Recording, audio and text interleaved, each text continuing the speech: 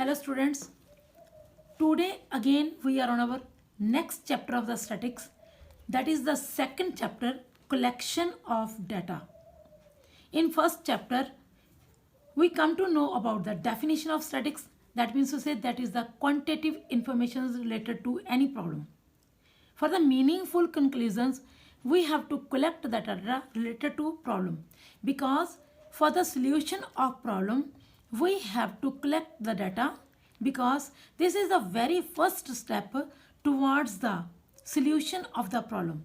Because before solution of the problem we must know how much the problem is.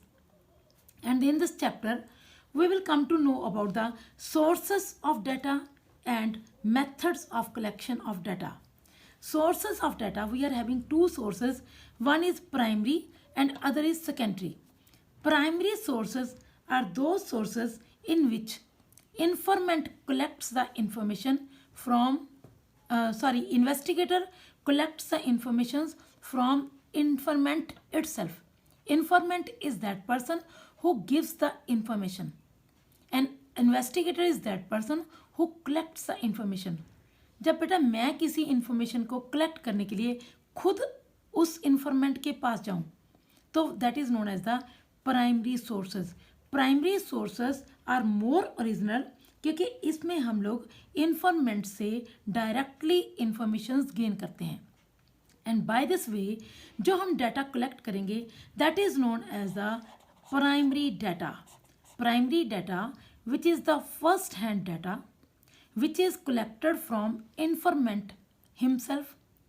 ठीक है, और investigator खुद जाएगा इंफॉर्मेंट से इंफॉर्मेशन गैदर करने के लिए.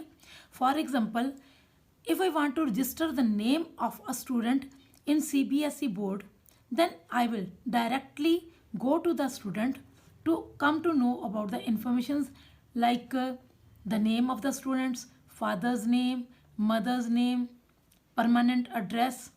All these informations can be given by informant himself. तो ये सारी इंफॉर्मेशन जब मैं खुद उस इंफॉर्मेंट से कलेक्ट करूँगी that will be the first hand information, because I have collected directly from the इंफॉर्मेंट. जो उस प्रॉब्लम से रिलेटेड है पर्सन, उसी से मैं ये इंफॉर्मेशन गैदर कर रही हूँ. जब मैं उसी पर्सन से इंफॉर्मेशन गैदर करूँगी then that will be more original information. इसमें एक तो जो रिलेटेड पर्सन है वो अपने बारे में इंफॉर्मेशन दे रहा है तो naturally he will give the accurate information. And secondly मैं खुद उससे इंफॉर्मेशन गेन कर रही हूँ तो naturally I will also collect exact information from the इंफॉर्मेंट. So that is why this information will be more original, accurate also, क्योंकि मैं खुद पे तो अपने आप पे तो बेटा विश्वास कर ही सकती हूँ कि जो मैं इंफॉर्मेशन गैदर कर रही हूँ दैट विल बी 101% एक्यूरेट. और जो जिसने अपना नाम CBSE बोर्ड में रजिस्टर करवाना है डेफिनेटली वो भी अपने बारे में श्योरली एक्यूरेट इंफॉर्मेशन देगा. बट जब हम इस तरीके से डाटा कलेक्ट करते हैं that will take more time, क्योंकि उसमें हमें एक एक स्टूडेंट के पास जाके एक एक जो इन्फॉर्मेशन है उससे रिलेटेड डाटा कलेक्ट करने के लिए टाइम बहुत लगेगा. Secondly it is more costlier, क्योंकि इसमें लेबर भी ज़्यादा लगेगी और मनी भी ज़्यादा स्पेंड होएगी, क्योंकि इस तरह से इंफॉर्मेशन गेन करने के लिए हमें मतलब कि टाइम, लेबर एंड मनी ये तीनों बहुत ज़्यादा खर्च करने पड़ते हैं. सो data originally collected in the process of investigation is known as the primary data, which is the first hand data, because as it is collected from that person who is related to the problem and also collected by that person who is collecting the data. So that is why it is the first hand data. But on the other hand, if we are talking about secondary data or secondary sources, I have not collected that data directly, but I have taken this data from any other person who had already collected the information for his own purpose. But now I will use that information for my purpose. So secondary sources are related to when I directly not collecting the information but I will gather the information collected through others.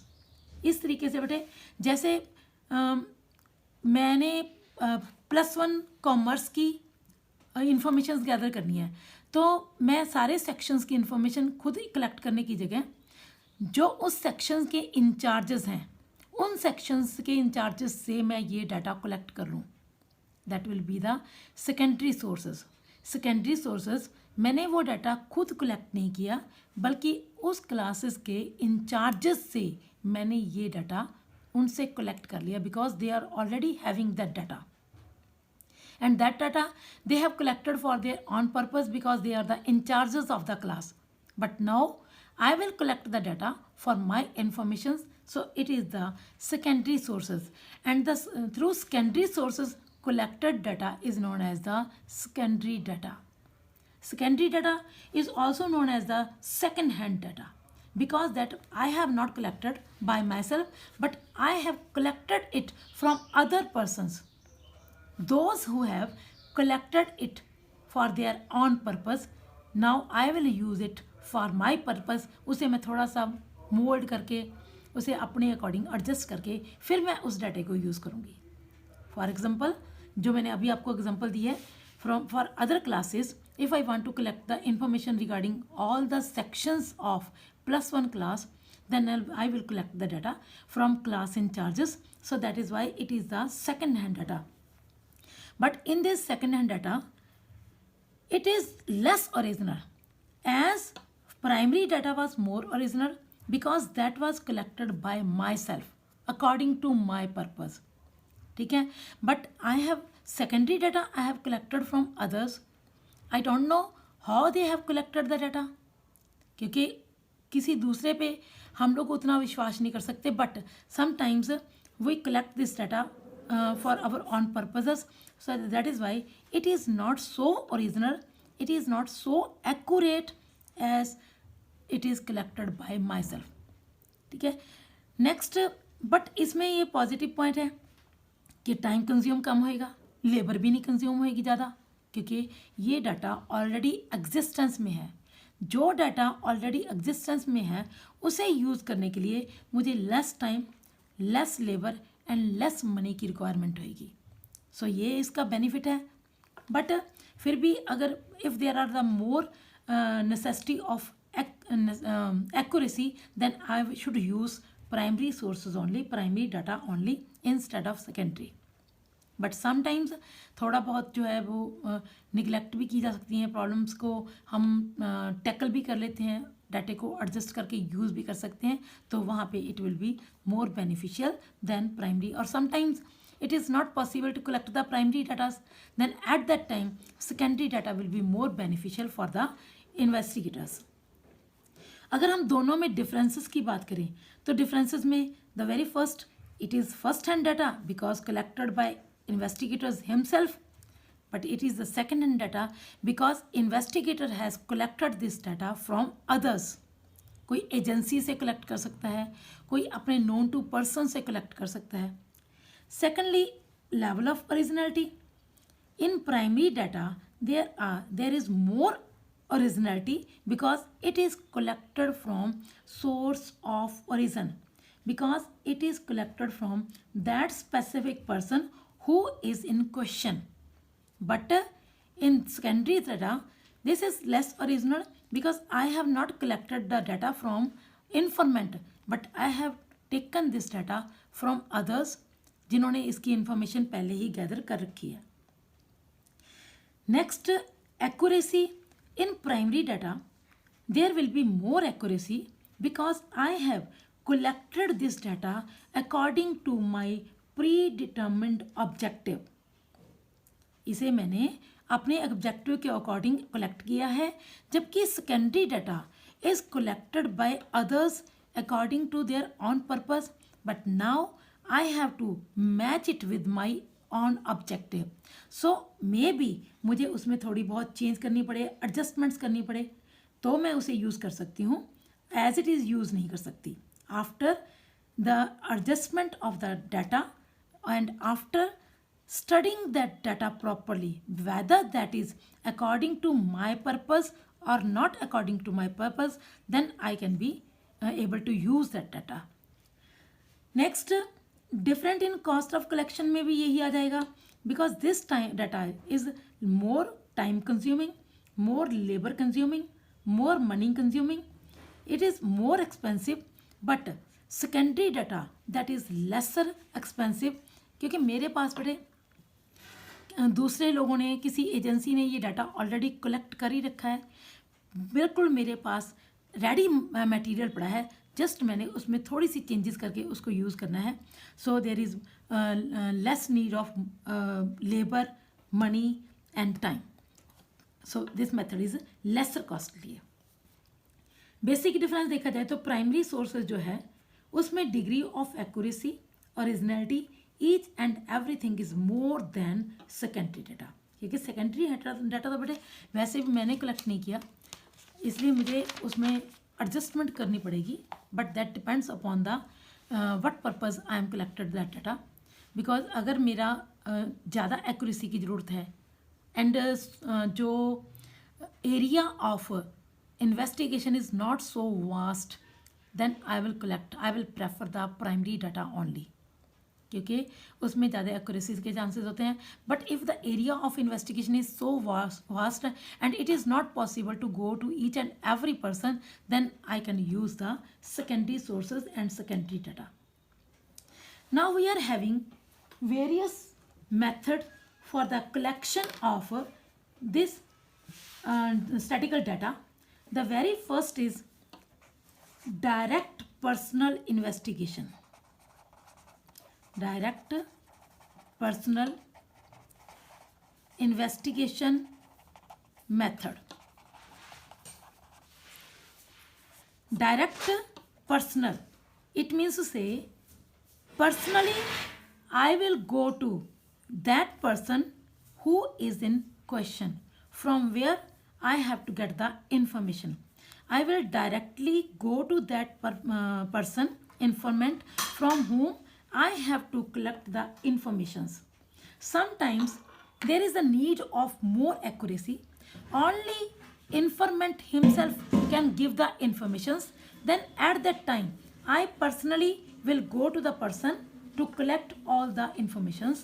That is known as the direct personal investigation method. But this method is suitable. Where it is suitable? Where the field of investigation is not so large, is limited. Limited number of persons are there, as well as limited number of informations I have to gather from that person. तभी मतलब कि ये method मैं use कर पाऊँगी. Secondly, greater degree of originality is required.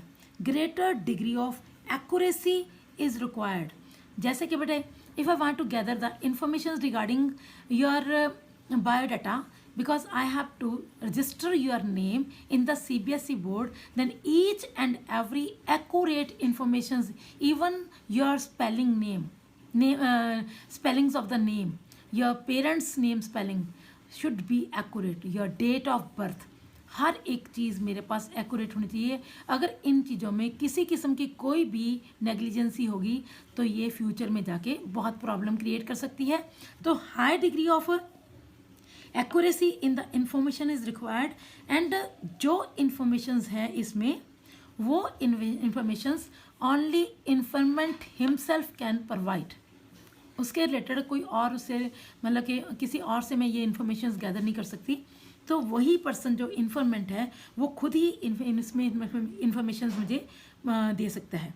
Secondly, कई बार ऐसा होता है बेटे, कई इन्फॉर्मेशन ऐसी होती हैं जिनको हमें सबको नहीं बताना होता, उसे सीक्रेट में रखना होता है. If I have to kept my informations in secret, then I have to go personally informant himself. वही मुझे ये इन्फॉर्मेशन देगा और मुझे उसे पूरा विश्वास भी दिलवाना पड़ेगा कि उसकी इन्फॉर्मेशन जो है will be kept as secret. ठीक है. एंड सेकंड, इसमें इन्फॉर्मेंट मेरे पास होना चाहिए। इन्फॉर्मेंट से मैंने डायरेक्टली इन्फॉर्मेशन लेनी है, उससे डायरेक्ट कांटेक्ट करके मैं उससे इन्फॉर्मेशन ले सकती हूँ। ये कोई ज़रूरी नहीं कि मतलब कि फ़ेस टू फेस, किसी भी तरीके से मुझे पर्सनली उससे इन्फॉर्मेशन गैदर करनी है। मेरिट्स में भी इसके ये हो गया बेटे, this method is more original, जो मैंने आपको पहले ही बता दिया है, will be accurate and the data will be more reliable because I can rely on my self. अपने आप पे मुझे पूरा भरोसा होगा कि जो भी इंफॉर्मेशन मैंने कलेक्ट की हैं will be more accurate and more original and reliable. इसमें बड़े एक बात और भी है, मेरे पास जब मैं इन्फॉर्मेंट से डायरेक्ट कांटेक्ट में हूँ तो मैं नंबर ऑफ क्वेश्चंस को इंक्रीज और डिक्रीज कर सकती हूँ। If I want to gather any type of the information, like मैंने किसी पर्सन से एम्प्लॉयमेंट से रिलेटेड कोई इन्फॉर्मेशन गैदर करनी है, मैं डायरेक्टली उसके पास जाऊँ, मैं उससे क्वेश्चन पूछ रही हूँ कि आपकी बेसिक क्वालिफिकेशन क्या है, आर यू मैरिड और unmarried.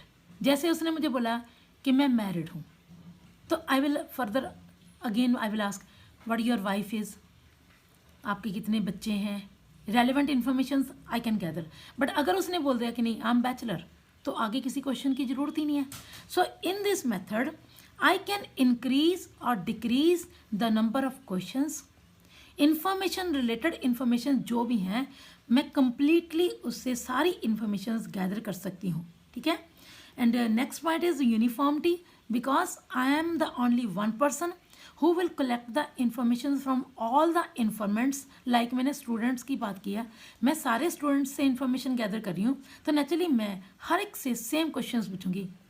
Your name, spelling of the name, mother's name, father's name, date of birth, permanent address, ये मेरे पर्टिकुलर क्वेश्चंस होंगे जो मैं हर एक स्टूडेंट से पूछूंगी। And that's why there will be uniformity in the area of data collection. इसमें कुछ डीमेरिट्स भी हैं। डीमेरिट्स में ये आ गया बेटे, ये हो गया कि difficulty in to cover the wider areas, it is very tough to collect the information by this way from the wider areas. ज़्यादा बड़ी इंफॉर्मेशन गैदर करनी है, एरिया ऑफ स्टडी जो है ज़्यादा वाइडर है, या इन्फॉर्मेंट्स जो है मेरे पास वो दूर दूर रहते हैं, तो at that time it will be very difficult to collect the information through this method. Personal bias, this method can create personal biasness। क्योंकि देखो मैं इंफॉर्मेशंस गैदर कर रही हूँ, इन्वेस्टिगेटर खुद इंफॉर्मेशंस के पास जा रहा है, तो एट दैट टाइम ही may be bias, investigator may be bias, मतलब कि कैन बी पार्शियल, वो किसी तरह से पार्शियलिटी भी कर सकता है, नंबर ऑफ क्वेश्चन से रिलेटेड या कई और बातें जो है उससे रिलेटेड वो कर सकता है, ठीक है, पार्शियलिटी हो सकती है, ही मे बी पर्सनल बायस।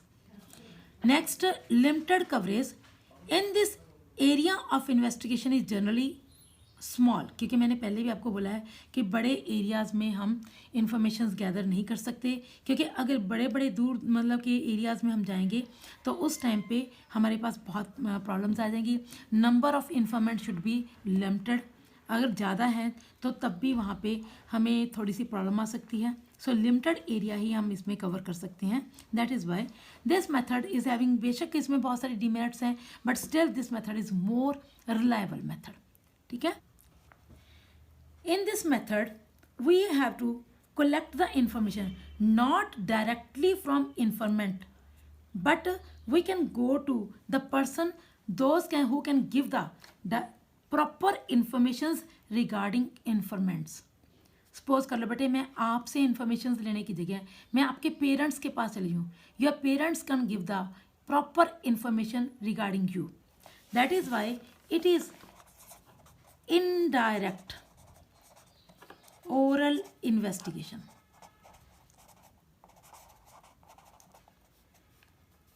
आपके पास जाने की जगह, डायरेक्ट आपसे इंफॉर्मेशन गैदर करने की जगह इनडायरेक्टली मैं इंफॉर्मेशन गैदर करूं आपसे related. For example in a school, if I want to gather any information regarding a student, I can go to principal can provide me all type of the informations regarding the students। that is the way to collect the indirect oral investigation. So this is the method by which information is obtained not directly from the person who is in question, but we can collect the information from other persons जो कि हमें उससे related necessary information provide कर सकें. ठीक है. This method is suitable where area of investigation is very large. Suppose कर लो बेटे लेबर यूनियन है, लेबर जो मतलब कि लेबर क्लास है, एक एक लेबरर के पास जाके उनसे रिलेटेड उनकी प्रॉब्लम से रिलेटेड डाटा कलेक्ट करना it is very tough. So instead of going to the all workers I can go to the union leaders. Labor union leaders can provide me information related to labor class problems. So this by this way I will be able to collect accurate informations also, and this is the method when I can collect the information through experts. Maybe sometimes the person who is giving me informations will not be so expert or will be unable to explain each and every problem. सो उससे information लेने की जगह मैं अगर किसी expert से वो information gather करूँगी that will be more better. And it is possible where the direct contact between informant and investigator is not possible. इसमें जैसे ऐसा है कि कई बार एक एक लेबरर के पास जाके इंफॉर्मेशन गैदर करनी बहुत मुश्किल होती है, तो उस टाइम पे will take more time, will take more labor is required, and इसमें थोड़ा पैसा भी ज़्यादा लगता है. तो बजाय कि डायरेक्टली उस पर्सन से मिलने के मैं उससे रिलेटेड जो पर्सन जो मुझे प्रॉपर इन्फॉर्मेशन दे सकता है उससे इन्फॉर्मेशन गैदर की जा सकती हैं. Concerned informant is not capable of giving the proper accurate informations. Maybe he is ignorant, maybe he is illiterate. सो वो अपनी चीज़ समटाइम्स वो लोग बड़े हेजिटेट भी करते हैं सामने आने से लिए, इसलिए मैं उनसे इंफॉर्मेशन गैदर करने की जगह एक्सपर्ट से information I can gather. Investigation is so complex in nature that only experts can give the informations at that time. This method is more suitable. अगर इसमें मेरिट्स की बात करें then it helps in coverage of wider area through limited persons. मैं limited persons के through ही बहुत सारे वाइडर एरिया को बहुत सारी इंफॉर्मेशंस को गैदर कर सकती हूँ. लेस एक्सपेंसिव मेथड है ये क्योंकि इसमें टाइम लेबर मनी बहुत कम यूज़ होती है. Experts opinions I can gather because the people those who are very well known about each and everything will give me each and every information, and that informations will be more reliable, will be more accurate and meaningful भी होगी ज़्यादा. Free from biasness because the union leader will provide me information related to laborers. तो naturally there are less chances of the biasness. ठीक है, क्योंकि वो partiality नहीं करेंगे. And this method is very simple. जिस मतलब कि simply I have to go to the experts and they will provide me all informations. बस मेरा काम हो जाएगा. अगर demerits की बात करें, this method is less accurate method because by this way sometimes informant से related जो भी information है वो जो जिससे मैं informations gain कर रही हूँ हो सकता है उसे सारा कुछ पता ही ना हो. Maybe he or she is also ignorant regarding each and every information. वैसे भी बेटे अपने बारे में जो informations आप मुझे दे सकते हो वो informations आपसे related persons उतनी accurately provide नहीं कर सकते. So there may be some problems. So there may be less accuracy in the informations. Secondly, there may be biasness also. How it can be biased? Because जैसे मैं trade union के leader से information gather कर रही हूँ, may be sometimes leader वो information दे दे जिससे मतलब कुछ लिमिटेड लोगों को ज़्यादा बेनिफिट हो रहा हो, सब लोगों के बेनिफिट को वो इग्नोर कर दे. समटाइम्स ऐसा होता है कि कुछ स्पेसिफिक टर्म्स को वो इग्नोर कर दे, उनको आगे लेके ही ना आए. तो at that time the information may be incomplete. So there are the fuller chances of biasness by the person who is giving me information regarding informant. Doubtful conclusions. Maybe sometimes there may be due to lack of carelessness, क्योंकि ऐसा होता है जो witness person जिससे मैं information gather कर रही हूँ बेटे, उसको विटनेस बोलते हैं।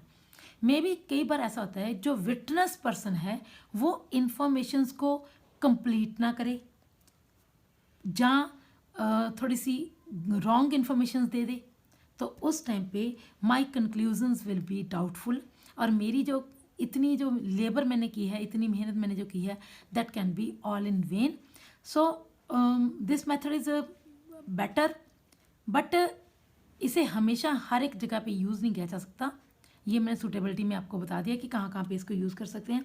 अगर हम direct personal investigation and indirect oral investigation दोनों में डिफरेंस की बात करें, तो सबसे पहले डिफरेंस तो यही है कि जो डायरेक्ट पर्सनल मेथड है that is more accurate, that is more reliable, but जो इनडायरेक्ट पर्सनल इन्वेस्टिगेशन है that may be lesser accurate and maybe that provides the less original informations. There may be some doubts also because I am not collecting the information directly from the person in the question, but I am collecting the information from witness.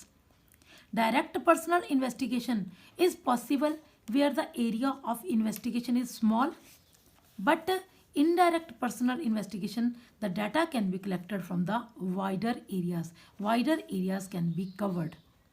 Direct personal investigation जो मतलब कि जब मैं direct personal investigation के through data collect करने के लिए जाऊंगी, तो at that time I must know about the culture and language of that specific area where I am going.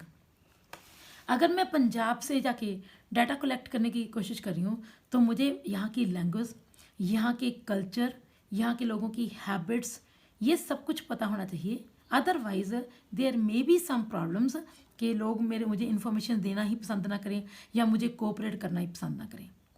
But in the case of indirect personal investigation method, oral investigation method, here is no need of such type of the language and cultural मतलब कि जो बातें हैं इनको करने की ज़रूरत नहीं है। ठीक है, directly I can ask the question from the experts और witness. Direct personal investigation method is more costlier in the favor of time, labor and money, whereas indirect personal investigation consumes less time, less labor and less money. एक बात और बेटा, there are more chances of biasness in the indirect oral investigation instead. अगर दूसरे पर direct personal की बात करें, वहाँ पे there are no chances of personal biasness. So this is our one topic. The next 3 methods बेटे हमारे पास और हैं, वो हम अपने नेक्स्ट लेक्चर में करेंगे। आज के लिए इतना ही काफ़ी है। इस लेक्चर को आप प्रॉपर तरीके से लर्न कर लेना, ठीक है। आगे वाले जो 3 मेथड्स हैं वो हम बाद में करेंगे। Thank you and God bless you.